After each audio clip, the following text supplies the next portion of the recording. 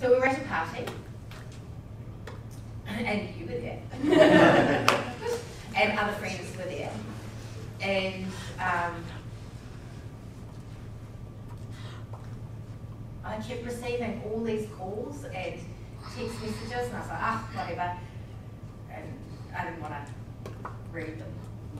All these phone calls, phone calls, wrong one. Yep, no, carry on, stupid mistake, yeah. So I kept receiving all these phone calls, and I just kept turning them off, because I can't answer the phone.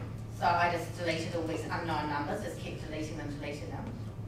And then the third time they called, the same phone number, I was like, oh, I can't answer it, so I can't feel like I shouldn't hang up either.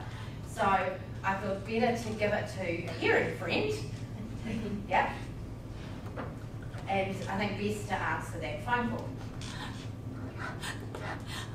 And they said, oh, and you know, to get to somebody to explain to them that I was deaf and so on and so forth. And I was like, holy smokes, it was really shocking news, because it was from Millimore Hospital. They were trying to contact me because my partner had hung up 5 times. And my partner had hung up 5 times. So they'd rung his phone number and he'd hung up 5 times because he also can't answer the phone. Because he's also deaf. And then, and I was the next of kin. So I was the next person. So then they tried me. They were calling and calling and calling. And because it was the same phone number, I thought, oh, maybe it's something urgent. So I gave it to my hearing friend and I said, thank you, thanks so much. You've got to can you take the 2 boys? And my friend came with me and we drove to my house and explained to my partner, and I said,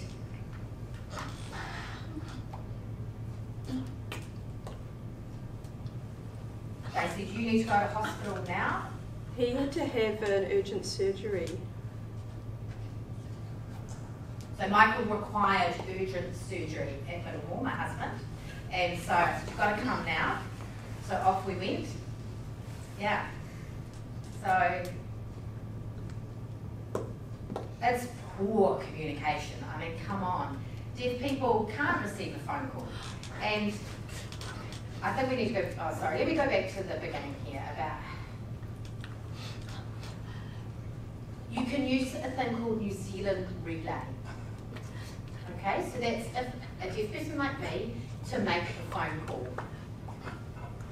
But you can't call back to me is the problem. I can use it to make a phone call, the New Zealand relay interpreter service, but you can't use it to ring me. So I call via video, signed to the hearing interpreter on the other end of the screen. They then make the phone call to the hearing person. But if you want to call me, it doesn't work that way. So you either have to email or text.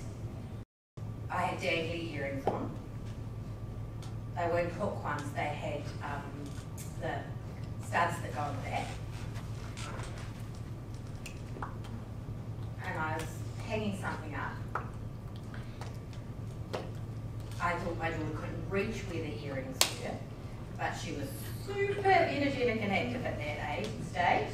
She still is. So I was in the kitchen washing the dishes or doing something, and then I came in and saw my dangly earrings that had all been pulled down. I was like, oh no, I had a panic. And there was one dangly earring, the other one was completely missing because she'd swallowed it. And I was like worried about the pointy bit, and oh my gosh. So I dropped everything, off we went, straight to Starship. And I was really concerned about if that was going to damage her esophagus or what was going to happen.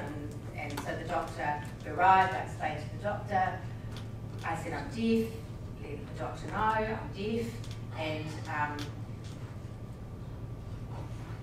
they talked to my daughter. I said, nah, don't get her to interpret for me. She's 2. I'm a mother. Yeah, like, you talk to me.